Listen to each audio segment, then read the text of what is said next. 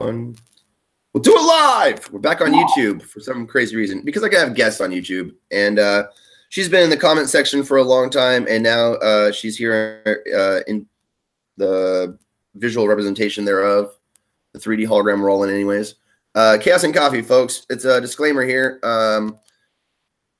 What we say is for entertainment purposes only, and nothing we say should be construed as fact, but rather fiction, as part of a comedic, ongoing live event.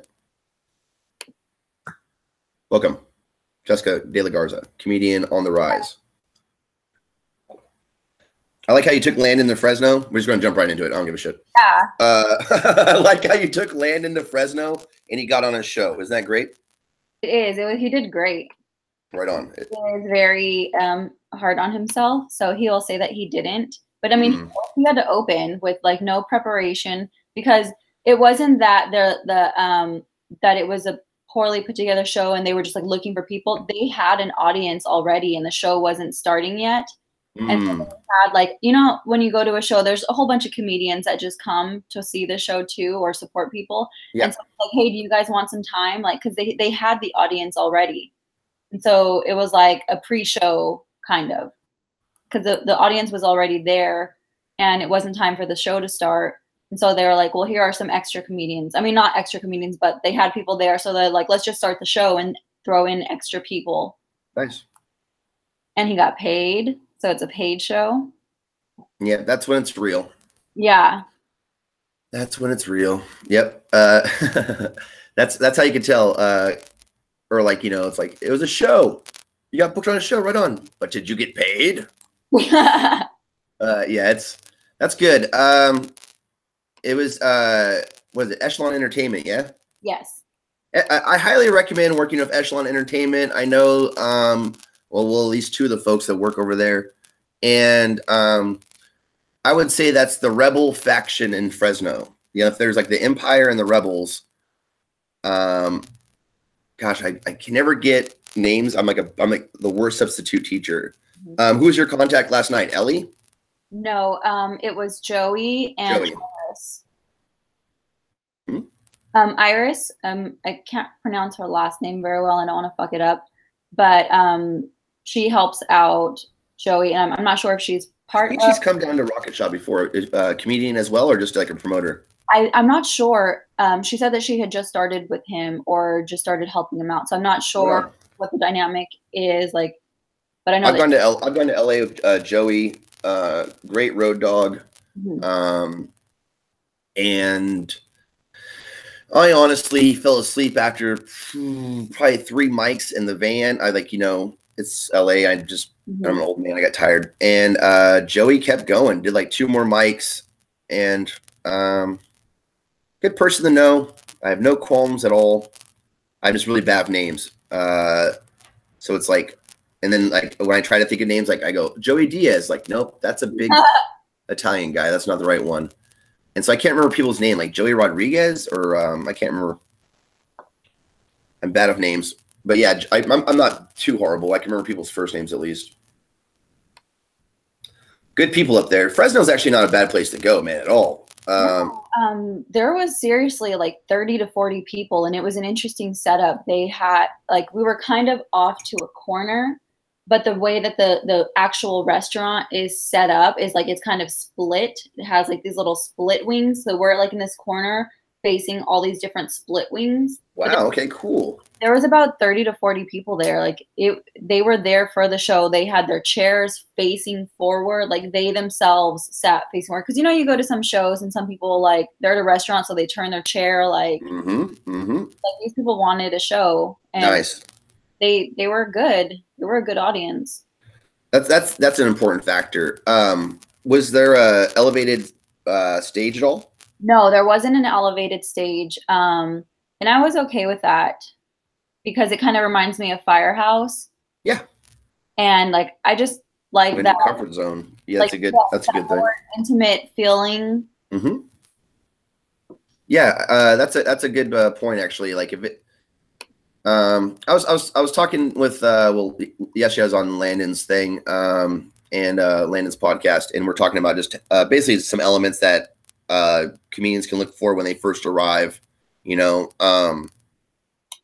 a stage, a mic stand, just a stool, stuff to back the audience with if it comes down to it, like a lion keeper. That would be great. I mean, there wasn't a stool, but there was a chair. Right on. And I like to have the chair because I have that bar meme joke that I like to do, and I like it as a prop. And then I can hide behind it, and it just. Yeah, that's a good one. Yeah, that one. Yeah, that's a fun one. Yeah, it's funny how it's comedians keep track of jokes with like the shorthand we were kind of talking about before the show started, the titles of jokes or some type of mnemonic to trigger the joke. And then also the physical tag. Like a lot of times I can keep track of Boydston's jokes by whatever physical tag he does, you know? Yeah, it's pretty fun. Or the, what is the bit? Something about, like, we're the superior race, and then he, like, rips off. Oh, my goodness. Oh, that dreaded joke. There's once a year, and I think it's one of those things where we just kind of all know each other too well or something like that. But a joke, and it's not one of us in particular. All of us do this, I think. We'll have that joke that we really like a lot. Like, we put a lot of time and effort into crafting it, but no one else does. Like, not the crowd, not any of the comedians. Other comedians are telling you, like, hey, man, maybe you should drop that joke. It's a little too highbrow, or it's a little bit too offensive, or whatever it is. And it's like the comedian hears that feedback and goes, and just keeps doing it, you know? It's definitely like that with him and that joke. I'm on your side, motherfuckers. Oh, goodness. This is a Sunday program, but I'm assuming most people are at church and children aren't going to watch. I actually put an age restriction on this, so those kids have to put in their parents' credentials before they can watch. Sounds like my son trying to put in my credentials. My kid literally had the tablet for, I don't know. He still does have the tablet. Actually, broke it, and it's kind of just sitting over here somewhere. My son did the same thing. It works. It's just the speaker's blown out, and it's so chock full of his games that it just crawls. And I reset it for him, and I gave it to him, but now it doesn't have the game, so he just throws it aside, and whatever. How do we get on that? Tablets. Sorry, I lost myself. Forgot to leave breadcrumbs. I know. This is so bad. We're gonna run into a witch with a gingerbread house. You're gonna be like, you're gonna be totally cool. Like, is this house vegan friendly and gluten free? And I'm gonna be like, whatever. Are these marshmallows organic? They can do that, huh? Marshmallows are like, what is that? Like basically sugar that they puff up? They have vegan marshmallows. Regular marshmallows are not vegan because it probably has like gelatin or something in it. Okay. And that's horse hooves, yeah? Something. Bones of horses. There's like so much shit, like the little byproducts that once you start really looking into what things are made of, then you realize how much shit is made out of animals. I feel like a lot of this awareness, right, is something that I try to forget.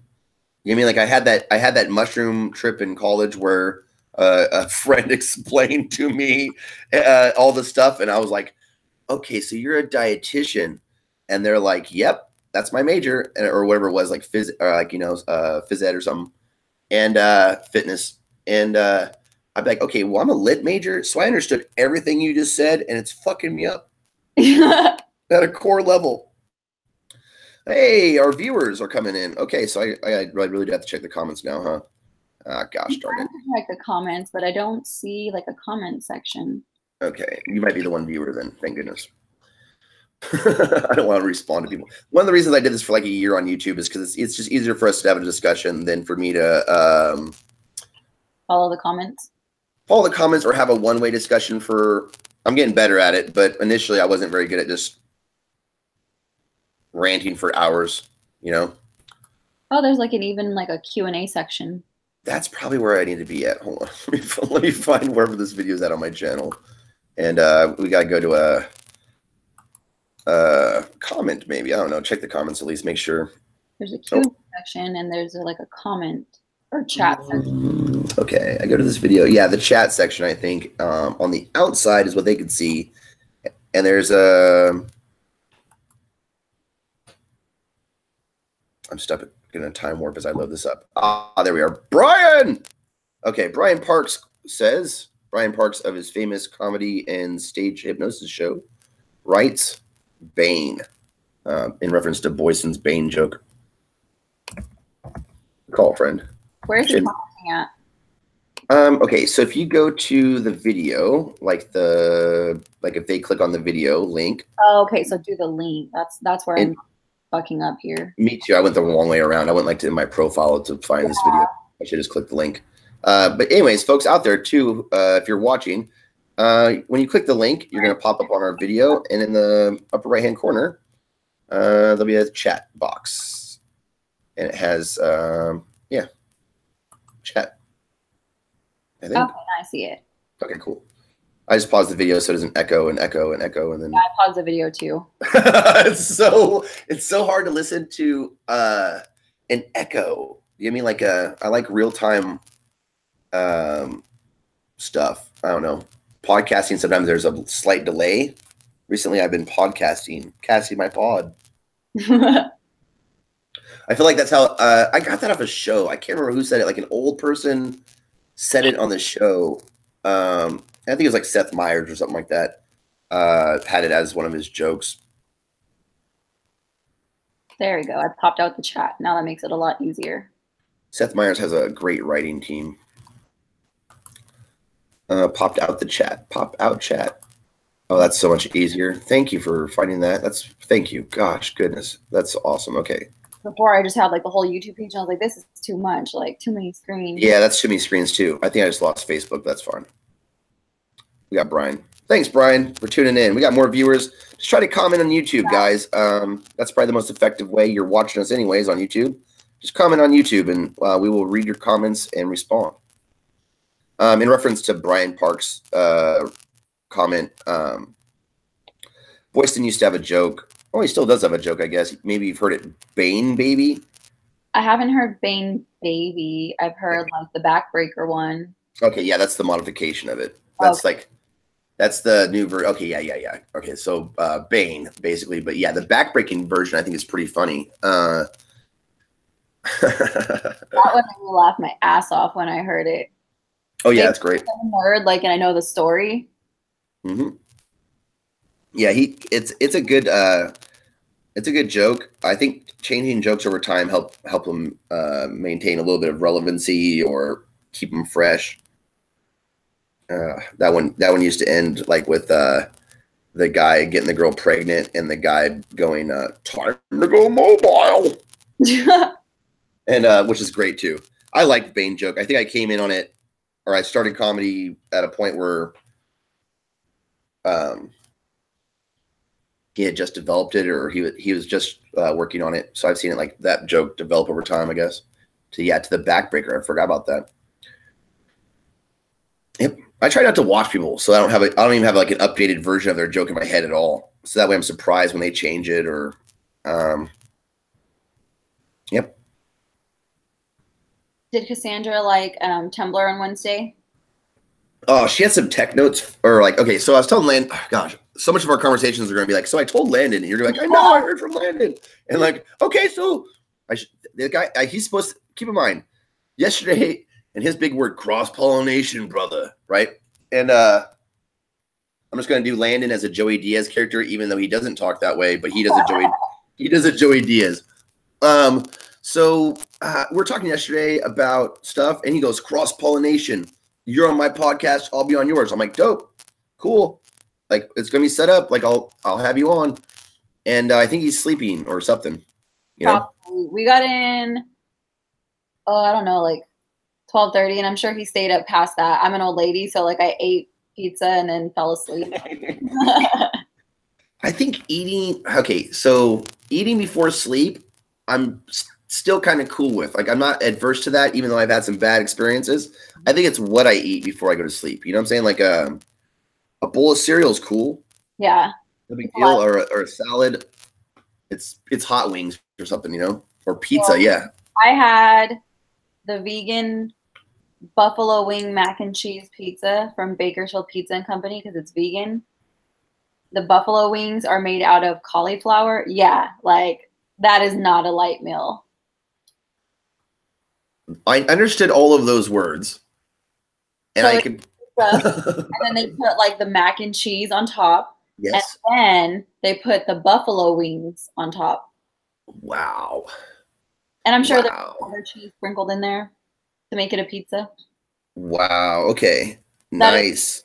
yeah, that's my favorite pizza. I went to go, and they have Wi-Fi there. So yesterday I went there to work on my set list for Fresno. So I had like my pizza, I had a beer, and they have a Mother Earth Brewing Company on tap, and it's this one beer called Cali Creamin'. It is so good. And they have like I think Under a Blood Orange Sky from Tumblr. So they have Nice. some pretty good beer on tap. I think they have that the Belching Beaver, the peanut butter stout. I haven't chased that one yet. I do love the Blood and Orange Sky from Tumblr though. Oh, That's my a favorite. yeah, it's one of ours too. Man, we get that one whenever we can in the cans. Yeah. Yep. Oh, so what was Cassandra's tech? She watched you at Tumblr, I think. Okay, so like, this is the part where I was like, I talk. Hold on, I gotta go off camera just for a second. Okay, I'm smoking and I don't want to be a bad influence on my audience or whatever.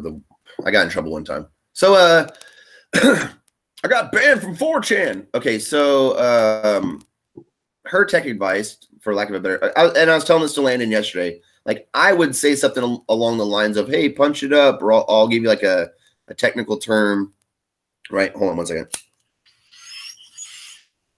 She comes from like music and performance. Mm-hmm. She has a degree in math and music. So she's looking at stuff differently than I do. You know what I mean? She thinks you're funny. She thought that since she first saw you. I think everybody knows you're funny. Or they should. They gotta recognize, God damn it. I think her advice, and yeah, I think it'd be, I mean, it's kind of my advice. I'm more likely to go, hey, and I'll give somebody a tip. You know what I'm saying? I like go, hey, you know, this is a good idea, or this is a tip to help get over this, right? She cuts right to it, and she'll say some shit. You know what I'm saying? Mm-hmm. And you got, I mean, you know, like she's not or if you met her, she's not saying it like a negative person, or she's not saying it in a snide way. It's feedback. It's constructive criticism, you know? And we don't have to do it here. We can do this later. Yeah. Or like, I didn't give Landon's his during the podcast or anything. I was just like, yeah, Cassandra has some feedback and she's too shy to talk to you directly about it, but she talks to me about it and I will relay that. But yeah, it's just technical advice, like about how, you know, stage presence or placement of blah, blah, blah, doopa doopa doo, timing stuff she picked up from doing music on stage and stuff, you know, which, I mean, every time she's giving me helpful feedback, it's nice. Sometimes she just hates comedians and she's just like, fuck them, fuck their jokes. I hate that person. I'm like, I love her. I think she's fucking hilarious. She is hilarious. If she wasn't like, her mode of performance art is definitely playing an instrument, and that's where she gets into her comfort zone. Comedy, again, I think because of the situation having fluidity, because the situation could change. I mean, like if we go to a concert, we wait till the piece ends and we all clap.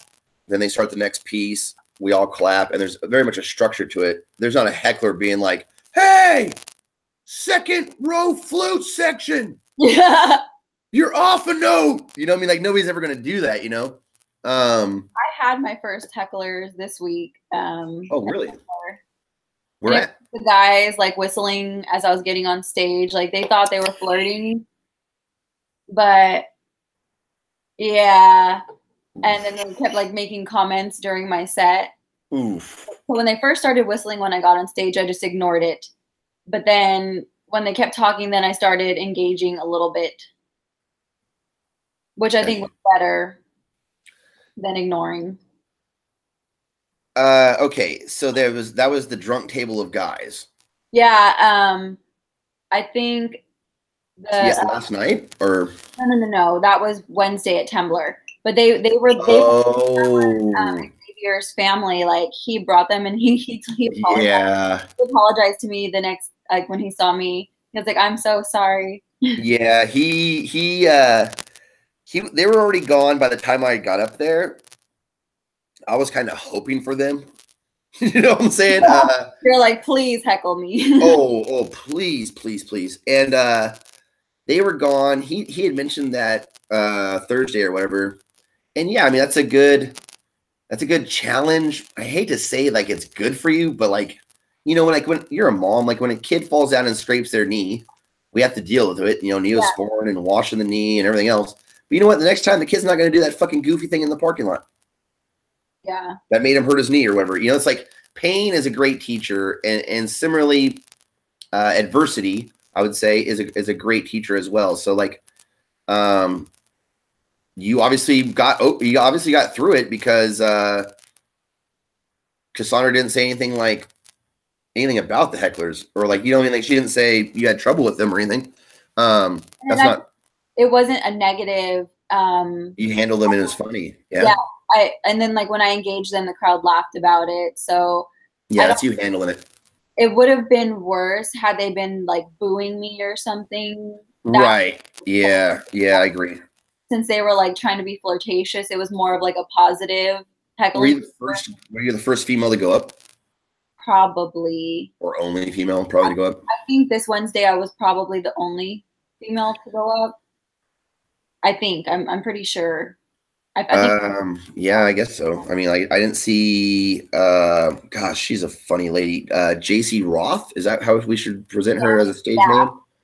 She wasn't there Wednesday. Okay. I don't know. That's what I could name, like, I don't know. Rather not do it in a live broadcast. He like experience shamed me. He was talking about how other people do it a lot more often. I'm calling this experience shaming. Like, wait, what? We could never have a merit-based society ever because people are like, this person's more experienced than me. That's a bias. If you do it more often, you're going to become more experienced than people, or you're more there in the know. People don't realize they take time off, or dude, I'm going to be gone for 10 days. Oh, that's right. You're going out of town, right? Right. I'm going out of town. People will think I'm dead, or like, where's Jay Brown? Maybe, hopefully, fingers crossed. Or they'll be like, breath of fresh air. We don't have to deal with that asshole. I don't think it'll be the latter. So one of those, I think it'll be somewhere in the middle. It's always somewhere in the middle. Okay, check our comments so we don't get self-referential. Please comment, guys. It drives the content. This is Chaos and Coffee, and we'll still rant at each other. The whole, you know, it takes two. Let's see. It literally takes two. I should probably check Facebook too. I'm checking Facebook. I know Suzanne commented. Oh, right on. But she said, "Did I miss the link?" No, the link is right there. Does she want to join? We will definitely invite Suzanne. Tell her to like DM you or me or email. Now her comment disappeared. I don't know if she deleted it. Maybe she saw the link and then deleted it. Maybe. Okay, so she's here. Hey, thanks a lot. Just comment, and we'll comment in YouTube, and we will respond. Thanks to Jessica, I have a nice little pop-up box now, or popped-out box. Gosh, I need to do that more often. I see that option a lot. You know what I mean? And I should just do that way more often. Way more often. Here, I look for that option. I will from now on. Yeah, pop-out. Nice. Because at work, like I have double monitors, but when I'm at home, like I just have my laptop. Yeah, I love the double monitors. It's like the ranking at work in cubicle world, if you will, is like one monitor, meh. Two monitors, ooh. Mm-hmm. Three monitors, oh my god, this guy's running shit. Like 3 monitors. I think when I used to work at the animal shelter, what is it called? The call-in center or dispatch. They have like 3 or 4 fucking monitors. Ooh, can we cuss here? Yes. Okay. They have like 3 or 4 monitors because they have to handle so much shit. Yeah. Weird setup. Like, I think my friend, one of my gaming friends, he has like 3 monitors. So he has like the middle one and then the 2 angled ones. Yeah, and that's great for gaming, like really great for shooters. Yeah, because you have like the whole like panoramic view. If I showed you my computer, it would start getting. This is Man, we just bought this one. I get weird with computers. I buy Windows computers and I switch them out to Linux, and then they run more like a Mac, if you will, like a free Mac. So I just have my laptop. I don't have a PC anymore. Nathan does, but it's like having a bicycle that's in a closet somewhere. When he's old enough, he'll get it and he can play with it. But yeah, PC's a tower. It just takes up too much space. Nobody's got space for that. And for me, like, I'm on the go so much, and I cannot focus at home. Like, I can try, but I have to go to like Starbucks or like go somewhere that has Wi-Fi for me to really like sit and focus on whatever the fuck I'm doing on my laptop. Like, I can't be at home and try to do that. I don't get anything done. Yeah, you're really experiencing the 1 hour I have of nobody in the living room. So it's like, you know, like every Sunday, guys, you're getting that 1 hour or two that I have of what could be solace. Let's just throw that out there. I'm very much a hermit. I do get a lot of alone time, but when I do, it's like I'm either eating and watching specials or eating and watching like one TV show that I'll binge watch. Oh yeah, yep. And the correct term is binge. I really liked marathoning because I thought that would be like a positive, like, oh, we're marathoning this show. But no, a marathon is like, you know, where you have like friends and drinks and it's like kind of a social event. Because yeah, what a lot of us are doing, is definitely binge watching whole seasons, like raw. I remember one of my exes turned me on to Game of Thrones, and I binge watched that. Like, I got through so many seasons in like a matter of weeks, like still working full time, and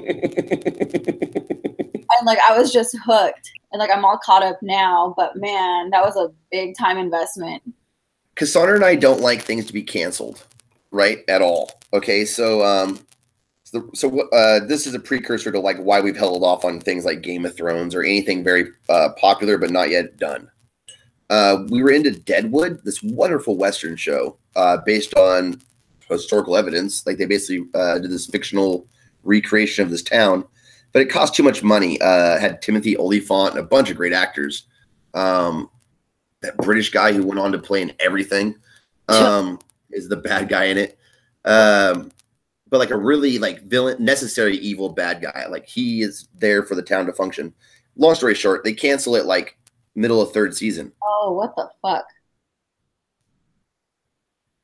Like, oh, what the fuck? Like I'm emailing HBO after a year, like, because the rate that we're consuming shit, or like, you know, like the backlog, if you will, we weren't even aware that the show was canceled. We're midstream, like la la la, loving it, and canceled. Like, huh? And like they're cancel mid freaking season. Like, don't they have contracts? I guess HBO was the way I've read everything. Oh god, this is such a sad story. The livestock costs too much to maintain. Oh wow! Like the horses and the pigs and all the livestock for the show. We're getting to the point where it was just hard to maintain that cost. And animals are expensive. They're very expensive. They really are, man. People don't realize how expensive having like a dog, a cat, or any animal. God, see, I'm almost at this point where I almost loaded a joke. That's how inauthentic I am. Is that fucked up? I did, dude. I did. I almost Boydstoned. Oh gosh. Sorry. Because I have a whole pet category back here from like a dog charity show that I did. And so like it almost went there. I'm sorry. I apologize. God. Yeah, so it's a huge, like having a monkey, I guess, okay, what was I reading? Like having a monkey is less expensive than having a horse. Horses require feed. And oh, hell yeah. And alfalfa. My family has owned horses before, so I know that they can be expensive. Just for one horse, like it's hundreds of dollars. We had a quarter horse when I was one of the foster homes. Well, pretty much the last foster home I was in was like a farm, and we had a quarter horse and other livestock. But the quarter horse, that's a hell of a chore. That's a feeding alfalfa and hay and Like you can't just get the one. no, you gotta get both. And you gotta like it's like you have to change their diet based on season. It's so weird too because like the bundles of like alfalfa and hay, like you just like use like you separate it and just like pull away because it's like weird like little bundle of food.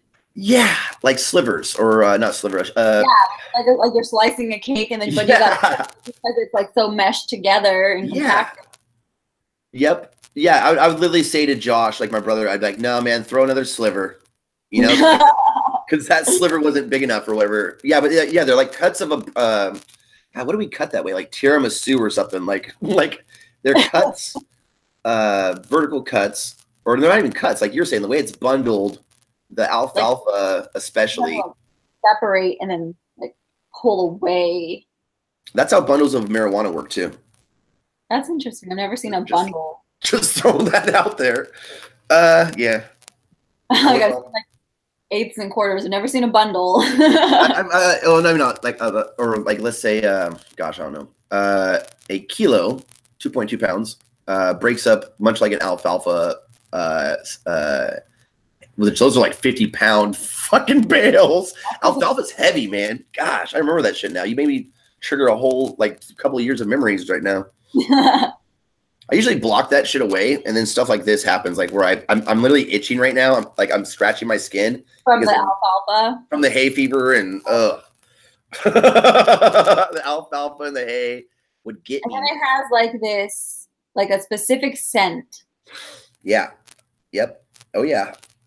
Yep. A very green, much more green looking. I'm trying to remember the smell. It's I don't know, like clover. Not really stinky. Like no, it's not stinky. I don't know. Like, were you like since you said it's musky or like God, what's the right word for that? Maybe it ferments. It kind of probably ferments inside the bale. You think? It ferments because you have to keep it away from moisture, otherwise it goes bad. Right. Okay, good point. So what's that smell? It's just like a earthy smell. Yeah, earth. That's good. That's a good point. Like, but like you said, that you lived on a farm. Like my family has property and they've had tons of different animals. Like when we were little, they had pigs, and we would the pigs like their slop. That is the nastiest smelling shit I've ever smelled in my entire life. Like when I watched Labyrinth and I saw like the bog of eternal stench, that is what I compare it to. Yes. Yeah. Oh gosh. Labyrinth, man. That's when I need that's when I need the re-watch. I fucking love that movie. I've thought about putting my walk-on song. What is it? The Goblin King song? Dance, or or is it because he's like, you remind me of the babe. The babe with the power. Yeah. Yep. I've thought about the walk-on song. That'd be a good walk-up music. Yeah, it's pretty much my walk-up music's based on my mood for that day more than even my set or anything, I guess. But or to see if the DJ can actually find it and play it, maybe. Shout out to Eric Downing. You're doing great, buddy. You're no Eddie Molina, kid. Get your shit together. That's how I'm going to be from now on. I'm going to be like nice guy, and then there's going to be some weird-ass old man voice that I get to just do all the time. You're like good cop, bad cop. Yeah, all the time, though. That's going to be one of my new characters. It's not even going to be one character. I'm going to have like multiples. Implying that I don't already. Tourette's syndrome. It's a hell of a condition. I just like to say I have a bunch of conditions. It's like I think it's a millennial thing where we just act like we have conditions. Or we just are naming the conditions that we probably really have. We all have names for them now. Yes. Yeah, it's the Journal of Psychiatric Medicine is getting better and better. And we're just less afraid to talk about it now. Like before, it was such a like, oh, you don't talk about that kind of stuff. True. Yeah, very true. Crazy. Yeah. My family has a long history of not talking about stuff. I still get in trouble to this day. In fact, I'm going on vacation and I know I'll get in trouble for saying something that I wasn't supposed to say. Not necessarily inappropriate, just the things that we don't talk about anymore. Basically, yeah, really, to tell you the truth. I feel like that's more of a generational thing. Yeah, they don't talk about it. We definitely talk about it. I almost feel like we're in this really kind of no holds bar era of where like women have the Me Too movement, which lends a great amount of force behind the voice. You know what I mean? It's less of a, I don't think so, I'm going to trust the celebrity, and more of like, her story is probably valid because she told it, you know? Or his story even. Yeah, his too, because they have that as well. Terry Crews, like one of my favorite actors, really funny, like comedic actor and also an action actor. Terry Crews came out about a producer, basically, I mean, essentially sexually assaulting him at a party in front of everybody. And not only that, but treating him like literally like meat, like harkening back to slave auction times. Like he came up and like literally checked out Terry Crews. You know what I'm saying? Yeah, that kind of stuff just does not sit well with me at all. Me either. And I feel like in a lot of the industries, it's so prevalent. And I'm glad that people like him speak out about it. And especially being a male, because I feel like sometimes as a woman, our voices just kind of get lost and people don't want to like believe you. But as a male, like, I'm glad that he spoke out about it. I agree. I think there, and the reason that I mean, this is again my perspective as a male. The overwhelming amount of stories from the female perspective, in some weird counterintuitive ways, tend to drown out the signal, right? Whereas when a man speaks up about it, it's rare enough that people take notice, especially when it's like a very, like it's very obvious that he's a cisgendered, moderate dude. You know what I mean? Heck, he's married, he's got a family, he doesn't swing that way. You know what I'm saying? If a actor who, and I guess for no, I shouldn't even go down that route. I mean, it doesn't matter what your sexual preference is. Yeah, that's where I was going, and it really doesn't matter. It doesn't matter what your sexual preference is. If somebody physically assaults you, they physically assault you. Yeah, if you don't want it, if it's not consensual, really. Yeah, I'm big on, dude, asking doesn't have to be like a non-attractive thing, or like achieving positive consent, right? Am I using the right terminology here? Right? Affirmative consent or something like this. Can actually be something that is a part of foreplay. Like in my wife, in my example, which is all I have is my personal narrative here. And I guess research and studies I could probably cite. Achieving that consent doesn't have to be a ritual that is, thank God, thank fucking Tiamat and all things evil and good. Whew, that was going down a bad path, dude. Thank you for showing up. And I'm like, sorry, not sorry.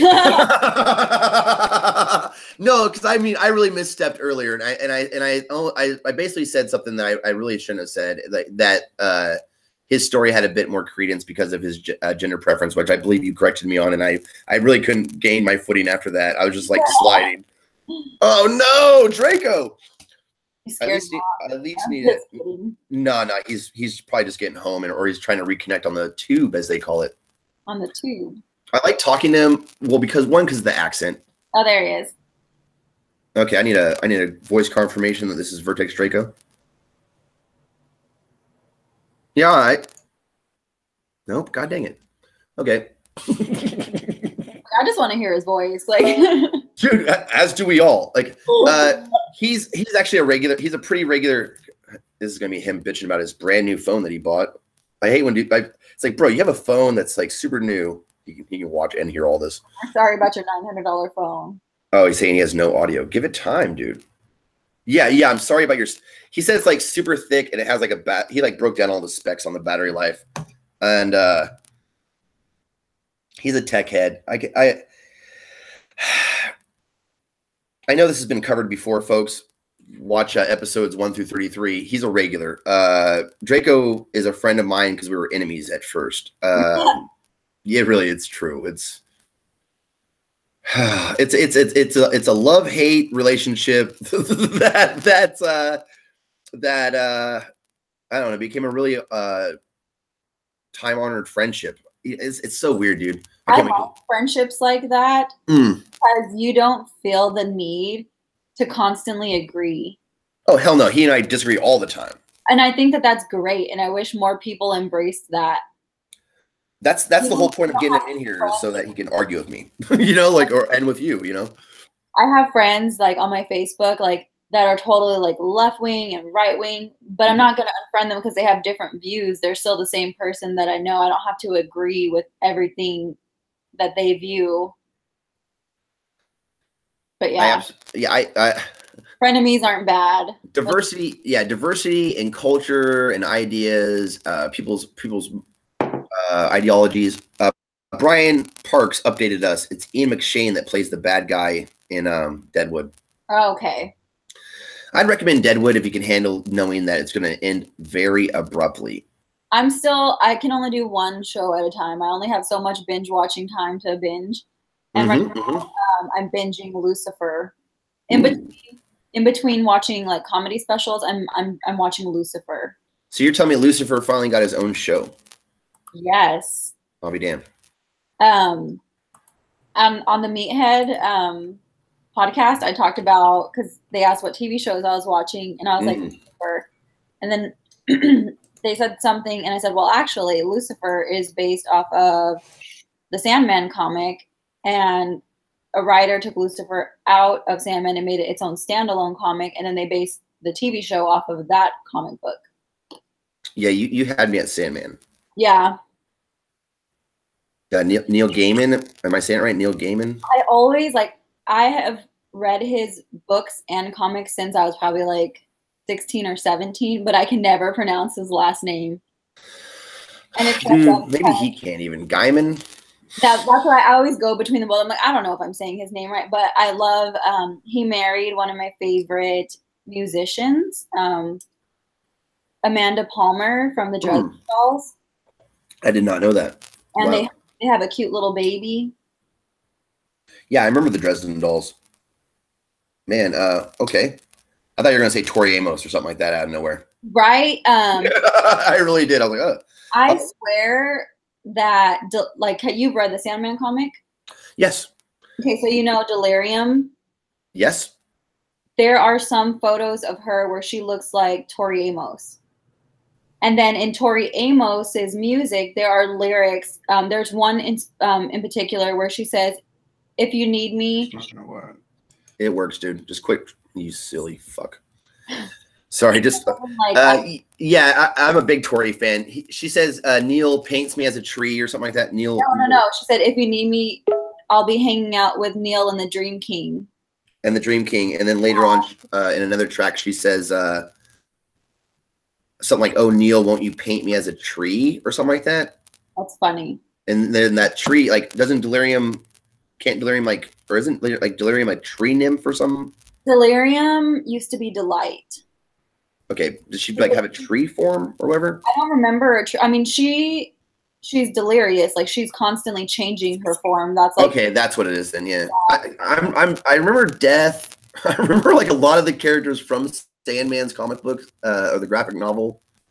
Destiny, Destruction, Delirium. There's a whole theming thing. Yeah. I don't know what's wrong. Give it time to load, bro. Okay, so we heard him. I mean, my tattoo is actually Delirium. Sorry, I'm formulating text. Fine. There's like the Wernicke and the Broca area of the brain, right? One that interprets text and one that produces, and they handle all the motor skills from these things to these things, right? And when producing speech or language. And literally, if somebody's typing, they're not fucking listening to you. Because you can't. You can't. You know, that's why I apologize. I'll say I'm typing, and then I'll explain that segment later so I don't seem too rude. But I do it to my kid and everybody else, like, hey, I'm typing right now, or I'm, you know. People do it to me at work all the time. Like I'm writing an email and they start talking to me. I'm like, You think you can't? Yeah, it's one of those things where it's almost impossible to listen while typing. And then they mess up like your train of thought because you're like in this email. Give the application time to load, Draco. I just joined on my phone. I can't be bothered to try and get it to work. I don't know what happened. I've just got home, got onto my computer, and just Hangouts don't work. Like everything else still work. Yeah. I don't know, man. Everything else works. Like I'm sat here watching videos and stuff, and there's audio. I even played the test sound in the sound options, and it worked. And there was just no audio. Well, you know, I appreciate you joined. You're on your super phone now, so that's all good. Yeah. Welcome. You were on your phone the other night when we were playing D&D, yeah? Yeah. I finally got my SIM card for it now, so. How's life? Welcome. Yeah, it's good. I've had like 2 days off, and then next week it's going to be a solid week of working with only 1 day off. Ew. Which So sad. It's not a bad job though. It's nice enough, especially seeing as I can play Dungeons and Dragons while I'm at work. Fair enough. I could do that. Well, he has to because of the time zone. Yeah. We're playing at 10 to midnight, and he'll be playing at 8 a.m. or something like that. It's like 6 o'clock in the morning, pretty much, or 7 o'clock, somewhere around there. Jeez. That's what time I have to be at work. So it's early bed for me. That's fine. Wait, so you work at 6 a.m.? Yeah. Ew. Either 8 or 12-hour shifts. Holy moly. Yeah. Shift at all. I only know my shifts a week in advance as well. And it changes all the time. But I kind of like it that way, because if it gets too repetitive, it just kind of gets boring. I'm on a strict Monday through Friday, 7:30 to 4:30. But I like it. I did that once. I like Yeah, it. I've done. I like the weekends off, and I always know that I have the weekends off. Yeah, that is good. As its pros, it gets taxing on me. I'm a quite chaotic person though, so if there's too much structure, I start to rebel against it. So this hits the right level of responsibility and not repetitive. I was trying to describe you earlier, right? And I'm like, That's a fun job. Yeah, I know. I've tried to do it a few times. Every time the feds bring me in for questioning, you know. Praise Trump. Okay, so I said you're like Desmond from Assassin's Creed, and I think I digressed into some type of madness before ever finishing the comparison, right? Mixed with Kylo Ren from Star Wars. Yeah, I'll take that. Okay, fair enough. Especially this Assassin's Creed one, like I have a tendency to walk like that a lot because I don't know. I always walk like I'm about to go somewhere and just stab someone or something. Always stealthing. That'd be a cool t-shirt. Yeah. Always stealthing. Or a rogue. I can slip through crowds pretty well as well because I grew up in the environment where I had to. I know the audience definitely knows this. We've talked about it probably 100,000 times, right? Okay, but it's just always a point of I don't know, intrigue for me, at least until I go there, right? And then it'll be old hat, I guess. Where are you? I'm sorry, man. I'm not trying to dox you, bro. Okay. Yeah. Okay. Where are you located in the world? Nottingham, land of Robin Hood. Yeah.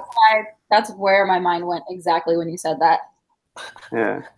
I grew up in Sherwood Forest. Like I knew the Rangers. I took people around and stuff. Yeah. Yeah, just growing up in that environment, you have like a +2 to stealth. You know, Yeah, pretty much, yeah. We used to do it all the time as well. Like we'd arrange to meet someone, and then we'd follow them around without them seeing that we're behind them. Like, where are they? Like they're late or something. And they're just walking around doing laps. We're just walking behind them and just kind of ducking behind things every now and again, like just staying the right distance behind, and then just pop out when they start to get a little bit angry. it's a good game. Yeah, a grown-up version of hide and seek. Yeah, just in real life trolling, really. I try to enter rooms without being seen, but being like 260 pounds with a red beard, it does not work anymore. You know what I mean? Like people definitely notice me. It was that guy. Get him. He looks like a potion bottle. A potion bottle. Yeah, or he looks like maybe like I don't know, like not one of those like GMO pears, but like an organically grown pear. Get him.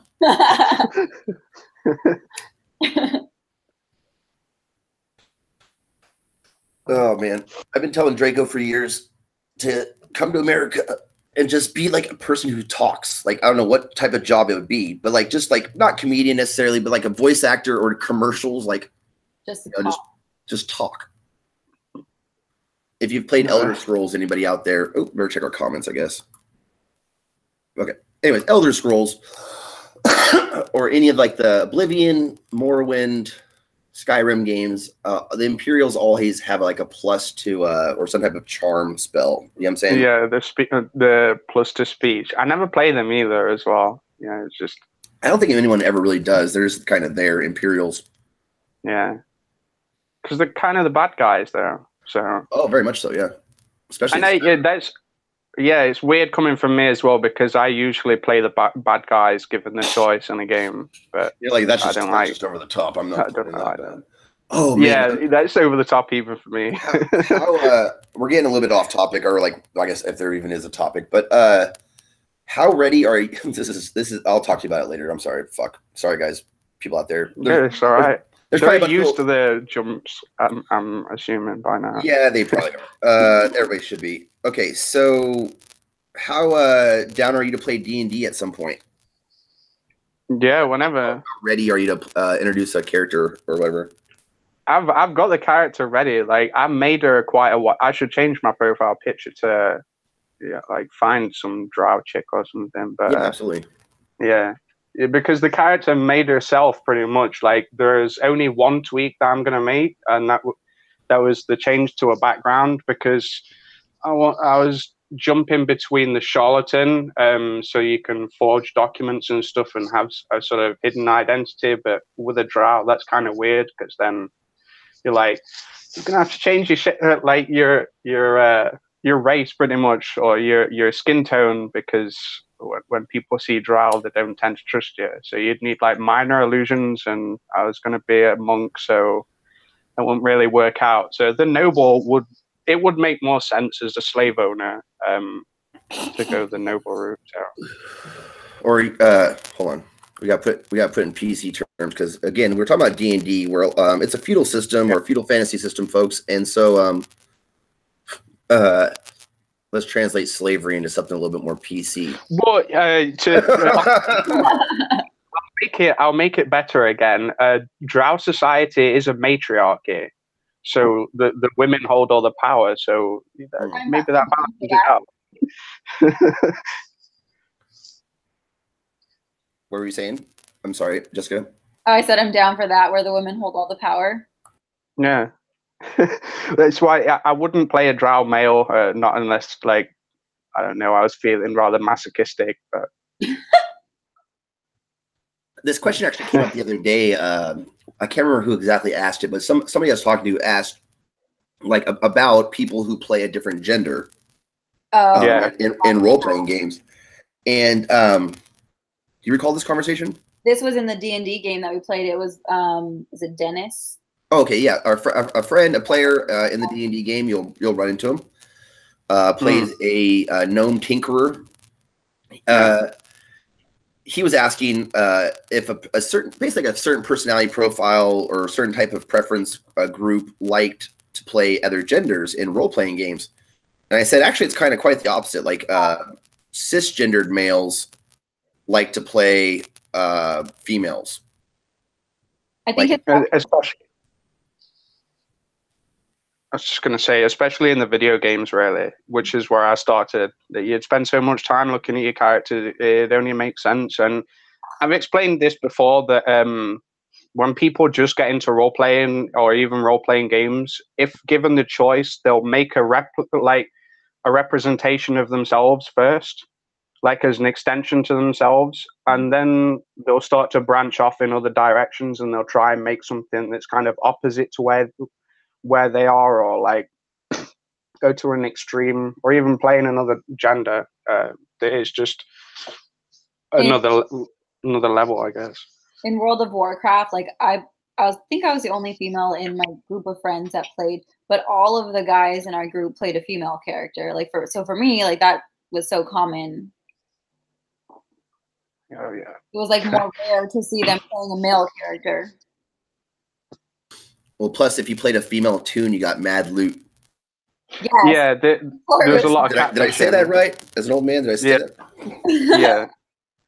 Most guys have done this at some point, that they'll start to realize that there's a lot of really nerdy people that they might think that you really are a girl at the other end, so they all of a sudden start buying you things, and you're like, oh, so you play along, and you start catfishing a bunch of people to get like in-game loot. It's quite amazing. That's probably the origin of some people's social engineering. Like, you know, like some kids probably really learned some good social engineering from catfishing, man. Yeah, it's surprising what sort of information people reveal about themselves, though. Like taking a step into the agenda shoes, I'm like, they tell you some shit that that's probably where the empathy for harassment comes from, Jessica. Yo tambien, I have been there. Me too, right? Like play female toon in any massive MMO, right? And get all of the harassments. Yeah. But you do. There's belong to me. Yeah, that's right. There's pros and cons to both. I think that she's playing the game in real life now, though, so she's getting a lot of it. Like, okay, go ahead. Sorry, pros and cons. Yeah, I was just saying that there's pros and cons to both genders. Really, I don't think it's entirely accurate to paint it as entirely good or entirely bad. No, I agree. Each side has their own problems that. And they're not terribly simple to fix either. Yes. But across the board, like the internet's always been a rather a place devoid of empathy. Anyway, is what it's been renowned for. Yeah. Not interacting with people on a sort of human level in any sense. It's just a computer screen as far as a lot of people are concerned. It's the in real life stuff that bothers me. Like, the line for me is when it bleeds out into the real world, which is where I think people take it too far. Like, if you start trying to get people fired from their jobs, or you're harassing them, and sort of, if you're reaching out into the real world to affect them, that's where I draw the line. I don't like that at all, regardless of where it's coming from. Or where you stalk people in real life and tell them that you're stalking them. Yeah. Just trolling or like insulting people, it's fine as far as I'm concerned. But as long as you've got the option to block them and just to kind of opt out in some sense, then I don't see a problem. You can't really opt out though. Yeah, in the real world, you can't opt out. There's no block. Trolling is. I want to like just really. We should probably define some terms real quick here. Trolling is a way different activity. Trolling than like stalking. Do you know what I'm saying? Like trolling somebody is engaging them in a conversation. I'm there's a certain level where trolling bleeds into harassment, and that's kind of a gray area as to where one stops and the other one starts, which is mainly what I was referring to. But yeah, I would go back then to the cautionary advice that an obvious troll is obvious, and a well done troll is indistinguishable. Yeah. That's quite accurate. If you're harassing somebody, I wouldn't even say that's trolling. Like trolling somebody is getting like an alt-right guy to admit, right, that they're not safe without a wall and police.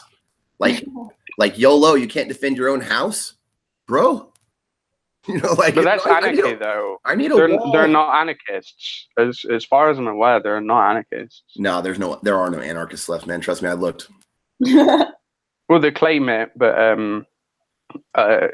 it doesn't exist anyway, really, because people soon start to realize that a hierarchy is necessary in some senses. A hierarchy is prone to corruption, but it's necessary at the same time. I think technology will get to the point where the hierarchy will be maintained by a series of processes that are incorruptible, and humanity will finally reach an egalitarian state in which anarchy is it has a much better connotation than it does now. I don't think it's anarchy, though, because then you're just replacing the state with machines, essentially, and algorithms. Control. We can all control it if it's open source. We all have access to the code, and but then I feel like there's always going to be that one individual who wants to control. There always will be, and we should you know, that person. Right, there's this awesome geographical feature that I found recently called a cliff, right? And we throw those motherfuckers off it. The second somebody's like, it's real easy. They go, I don't like your behavior. And you go, like the Walking Dead. Yeah, like some Walking Dead shit. I haven't seen that yet, but I will, okay? It's on the list of those series that it has to end, and then we'll watch the entire series. The dog is going at the glass door, which means Cassandra may end. When this light comes on, the show's over, but we'll still continue. This is a dangerous road that you're walking down there, because I'm joking. I don't know why I'm the one to say this. I shouldn't be the reasonable one in any group sense. But if you bully a bully, that makes you a bully. You can't be tyrannical to tyrants, because then you become the tyrant. It just, that's not how you resolve things. I absolutely agree. The thing to say, okay, so if I participate in an activity, right, and someone else says, I don't like that behavior, or I don't like that activity, okay, the gentlemanly thing for me to do, or the societal, like the civil thing for me to do, is go, noted, I will either stop that activity, or at least stop that activity around that person. Okay? For some asshole to go to the point of going, I'm going to pass a law so that nobody can do that activity ever again, right? That needs constraint. There's laws over things that are natural things, like hunting and fishing, bro. Like, I can't hunt or fish without being the man, you know? But I'm a libertarian. I believe in minimal government. Absolute, like, government should be regulated to their absolute minimum, because it devolves into bureaucracy extremely quickly. And sometimes bureaucracy can be helpful when you're dealing with really dry topics. But if you give them too much power, they just by example, really, they're not very good at managing things when they're given too many responsibilities. If you say that your responsibility is this, like, just kind of be the admins and don't step out of your lane. Yeah, there should be I think, and this is just my opinion, there should be an administration at least once on Earth. I mean, maybe in Norway or Sweden, this is what they have, that actually acts like an administrator, you know, like actually does the things for the citizenry that is needed and wanted by the citizenry. I would like to live there. I look at Nova Scotia a lot. Nova Scotia, Canada. It's pretty much like our version of the Northwest. There's like nothing there. but it's right above New York. It's like a 2-hour drive from New York. Sorry, I just lost. That's so close. Like I drive 2 hours to go to Fresno. Yeah. You can get on a train and go from what do they have? New Brunswick, Nova Scotia, or something like that, to New York and like do some comedy clubs in New York. It's like if I have to bail, it's not like I'm bailing. I'm gonna like kind of just relocate and have a different attack pattern. You know what I mean? Ugh. Strategical retreat. Yeah, the type that actually makes me pivot and flank. I went to DC and it's a lovely place. There are very few white comics because the only white comics in DC are those that travel in from like New Jersey or Virginia to DC because it's such a great place for comedy. I only got to do one place there because of just like busy touring, you know, or like doing the not touring, being a tourist. Big difference. I got to hit up one open mic in DC, but it was awesome, you know, because I was like one of two white guys. What was the crowd like? It was an okay. Check it out. Irish club or Irish bar. So the bartenders are like Irish, like fucking Irish. Like you like dogs, you know. You like dogs. You like dags. Yeah. I love accents. Like I'm such a sucker for accents. Everybody is. Have you seen that movie Snatch or Lock, Stock, and Two Smoking Barrels?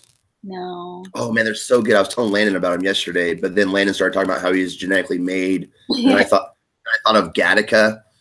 You know, like I thought of Gattaca and how his like the two brothers, the one was genetically made, the one wasn't. Then I thought how much it would cost me and Cassandra to pick the right zygote to make a super kid like Landon.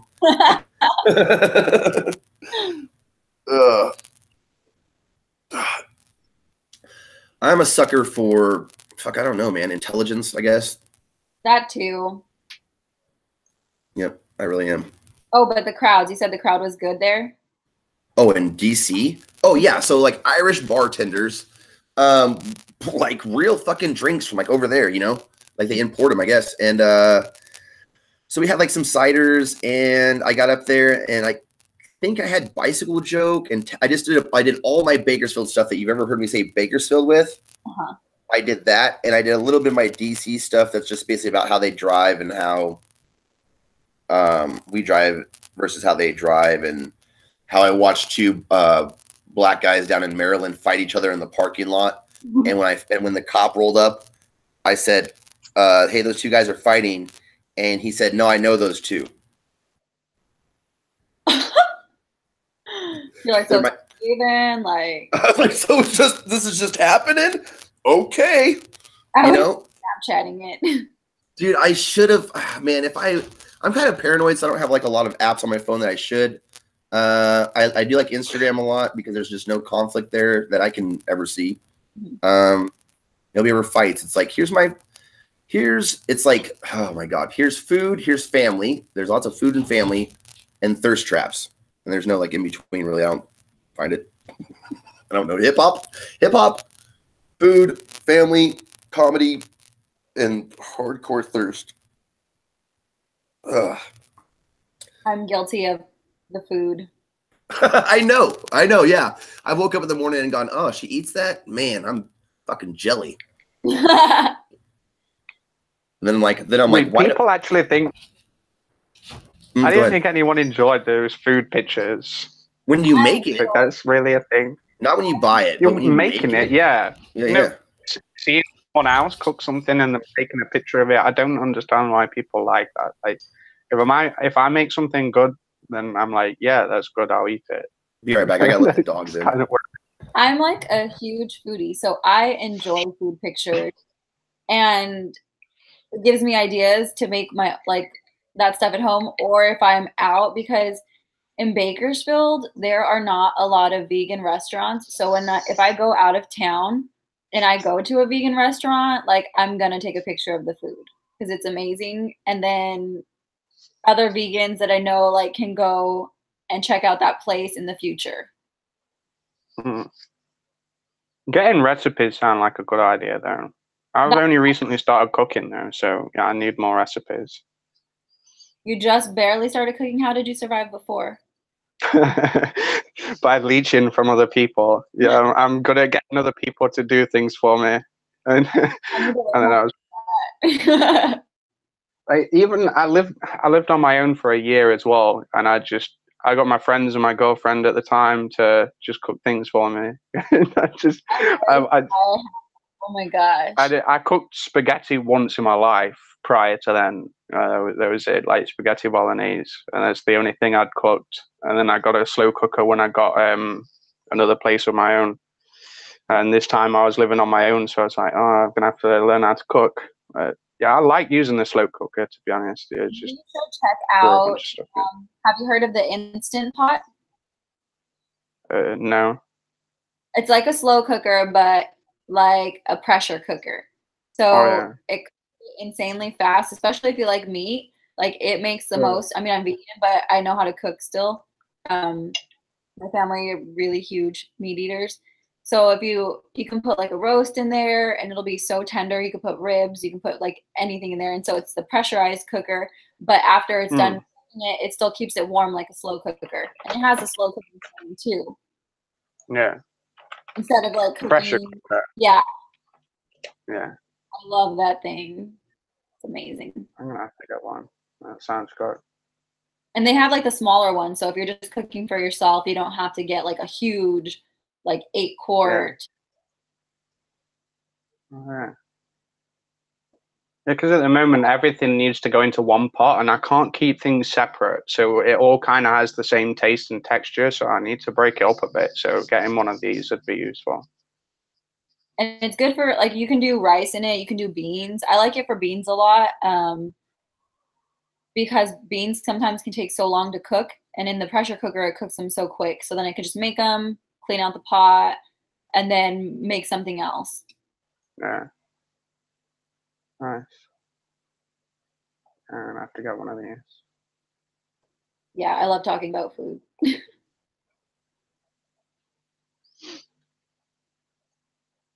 The funny thing is, I think he's. Oh no, he's not AFK. Yeah. Sorry. I'm listening to you both talk about your various levels of skill in cooking. Also, if you cook the first thing in that pot, Draco, like let's say you cook the whatever that you want to cool down, the rice or the noodles or beans or whatever in that pot, put that in the dish or the bowl or whatever, and then throw your second thing, like the meat, veggies, whatever else, into that pot. You can have both those things kind of warm and cooked without it having the same textury, globule taste nature. Yeah.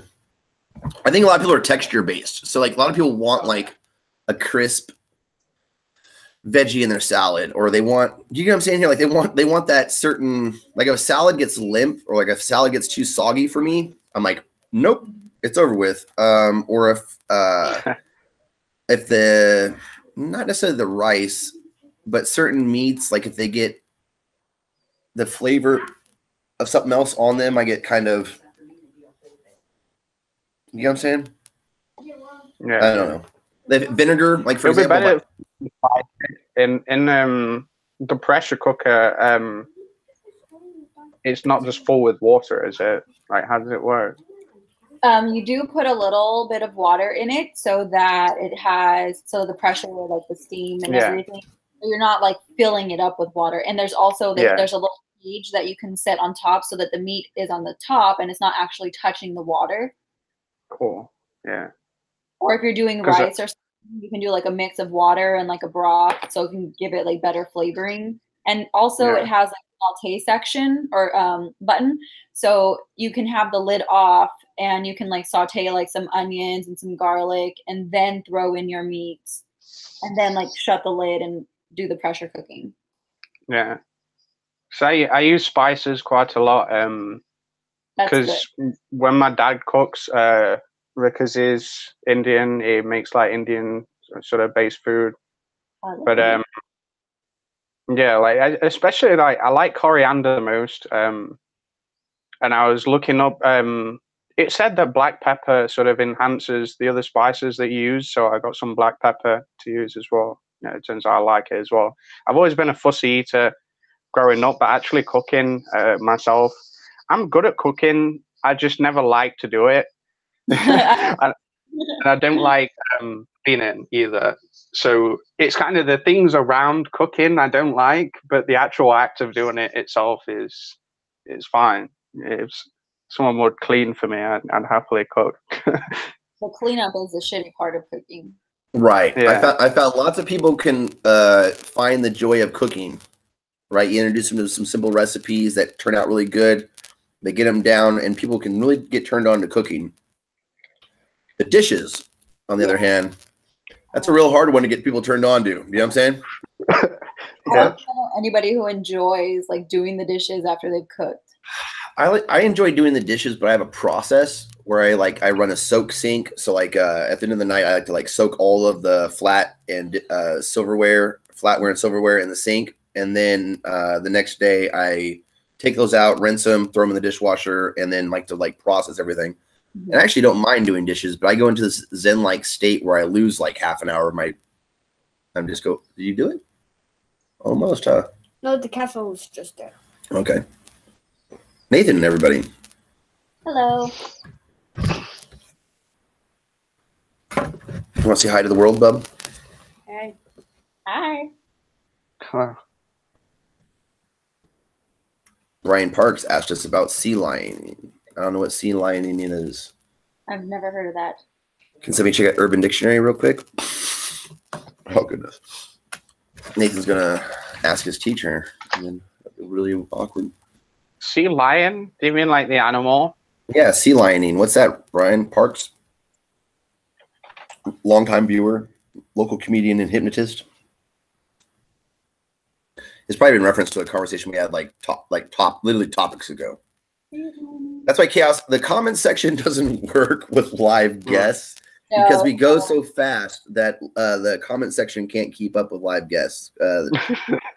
Or sea lining, it says on New York Meme, it's internet slang for intrusive attempts at engaging an unwilling debate opponent by feigning civility and then excessively requesting evidence to back up their claims. So they created a term for just basically using the rules of argumentation and rhetoric. Okay, great. Sea lioning. I'll accept that. Do you sea lion? I think it's mainly the feigning civility, and I think it's more sort of a tactic. How do you feign civility? You know, by pretending to be nice. Essentially, we're all pretending to be nice. That's what civility is everybody pretending to be nice. Yeah, but I think that's more of a semantics game, though. That you can be civil without pretending to be civil. But if you're pretending to be civil, it's a disingenuous act that on the surface you're trying to present as being like legitimate and coming from a sort of honest place when it's not. I've never heard of this term before, though. Yeah, apparently it was around the Gamergate thing. Yeah, I've never heard of it either. I don't know. So this is it was coined by the anti-Gamergate guys, and I was like, gosh. I thought journalistic ethics. I'm sorry. Like I'd like Russian the bots. journalism. So yeah, I never heard those terms, and I don't swing for that team. I do swing for that team. Just as a replacement hitter sometimes. I just keep myself open as a free agent. And I had never heard that. I had never heard that term. These days. I don't know. Back on the thing that you were saying about the semantic argument, right? It's hard for me to argue with other people after having argued with Draco for years. because Draco argues in a fact. Okay, I was saying this to my wife earlier, and it may just be a stereotypical thing. I'm not saying it applies to everybody. Please, again, take this as a joke more than fact. You need to explain. You're not talking to your social justice friend. Right, I have to sometimes, bro. Okay. So a lot I do. I'm in California. Okay, so belly of the beast. It really is. Okay, in Britain, where people have been trained to argue, like your education system has provided you with a rudimentary amount of rhetoric and logic and literally argumentation. It was somewhat optional for me. I did it in college, like a debate course. But yeah. Okay. It's still there. It's still there. It's very much there. And yeah, so it's available at higher levels, but it's there, right? Okay. And it's available in America. Okay, don't get me wrong. But a lot of my friends don't know the rules of that. Okay, so the real short of the joke, right, is British people know how to argue, but they don't like to. I'm an ENTP. I do like to argue. I just like to argue with the right people that aren't gonna sort of like take a dump in their hands and then throw it at me at some point, you know. Yo, Tom Bien, me too, man. Okay, so okay. In America, people don't know how to argue, and they fucking love to. I'm sorry, Nathan. They really love to. I've noticed that trend, yeah. I apologize. I've always been good at it as well. So good to the point of where, even though I like to have sort of debates and stuff, I didn't like to do it after a while because I didn't feel like it got anywhere. I prefer just to have conversations with people, just talking to someone as a human being, because when you go into a formal debate sort of structure, and I've seen this trend crop up over the internet, and everyone seems to see debating as some sort of sport now, and it's just right. You can go into a debate arguing the opposite side to what you believe and win just by knowing how to debate properly, just by using the right tactics and backing people into a corner and stuff. And I find it Shapiro. Sorry, I just got a bad cough. I like Ben Shapiro. I don't agree with him 100%. I don't agree with anyone. He does sports arguing, bro. You know? Yeah.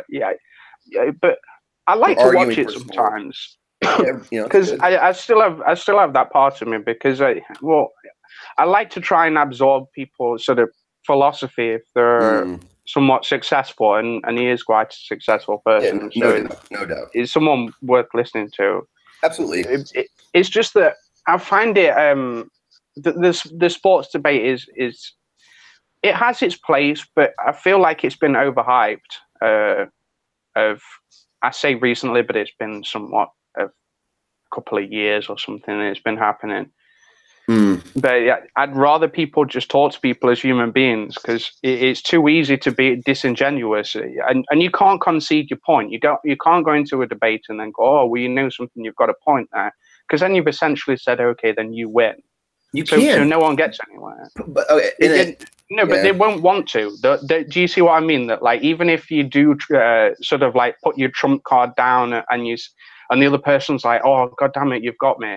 They need to carry on, like, digging their heels in to prove a point. You see what I mean? That they won't concede even if they know that they've lost. They'll keep arguing.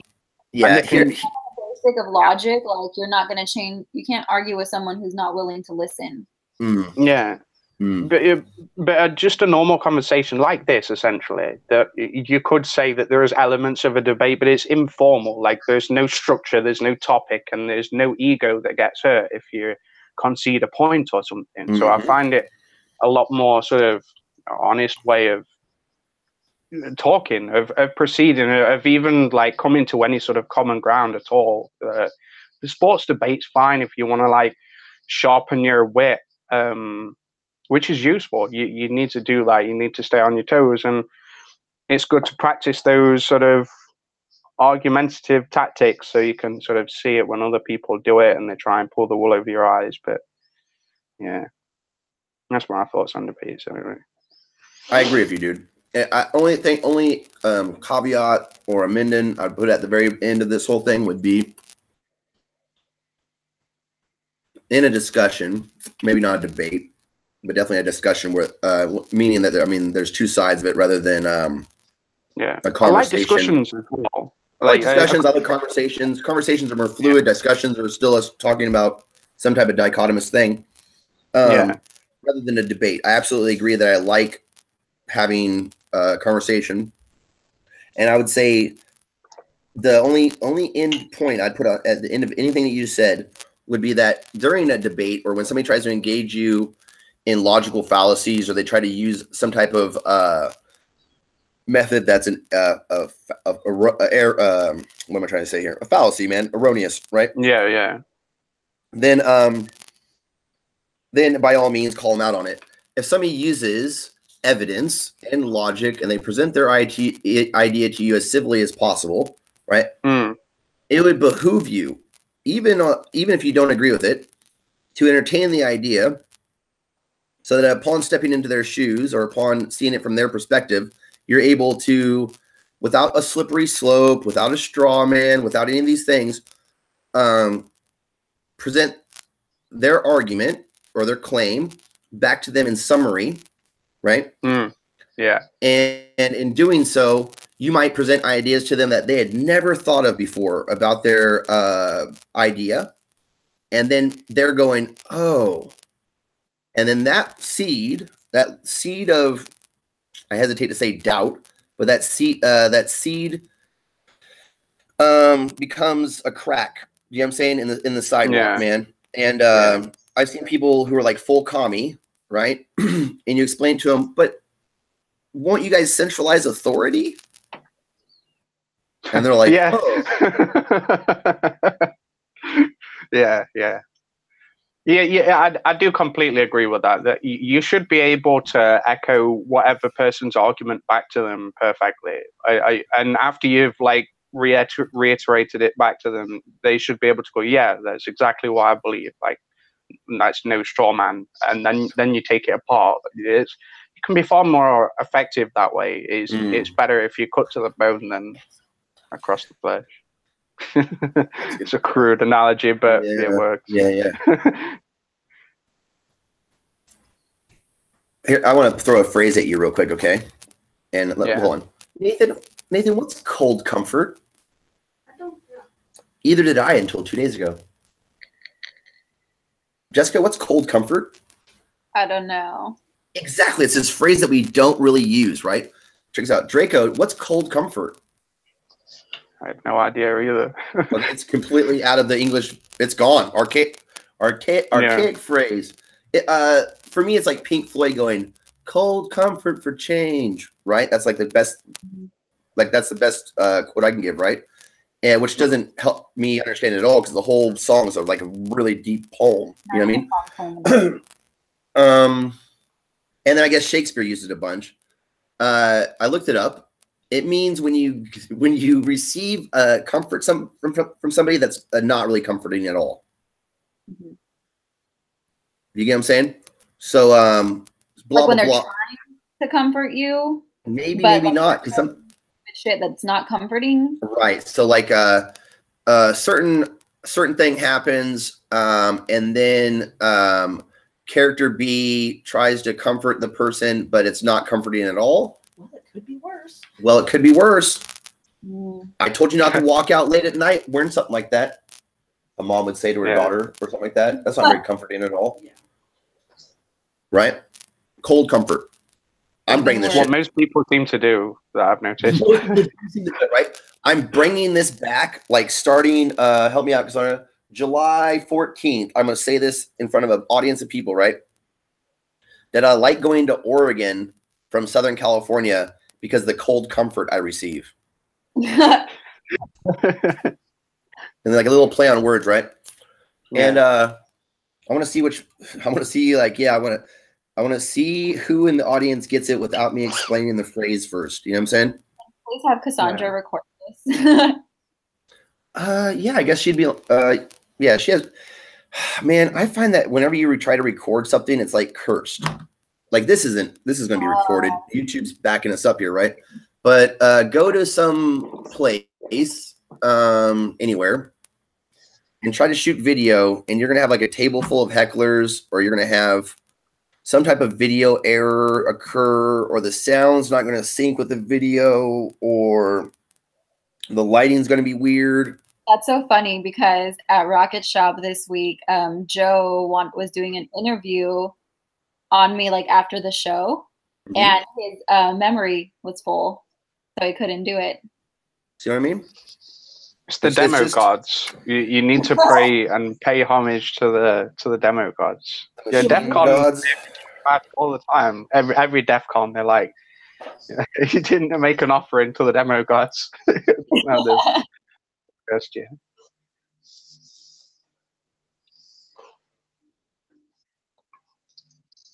Omnisire. I'm sorry, my son handed me a Rubik's Cube, and this has been like my anti-tobacco for like the last couple of and a podcaster paid me in tobacco, which is good and bad, you know. Shout out to Landon Webb. I'm sorry you couldn't make it today, buddy. If you're watching this later, we hung around for you, Landon. We waited, man. Huh? Okay, hold on. So who's this? I don't know. You don't know who that is at all? Mm-mm. You don't remember this character? I don't remember. At all? Not quite. He remembers you. Okay. You want to hear his voice and see if you remember his voice? Okay. Okay. There might be a little bit of feedback, but I think Google will do echo cancellation. In fact, hey guys, this is the end of the show. Thanks for joining us. We're gonna have a post show as we always do. But thanks for joining us, everybody. Thanks for watching, especially the elderly people of my family who watch this on Wednesdays, according to my YouTube demographics.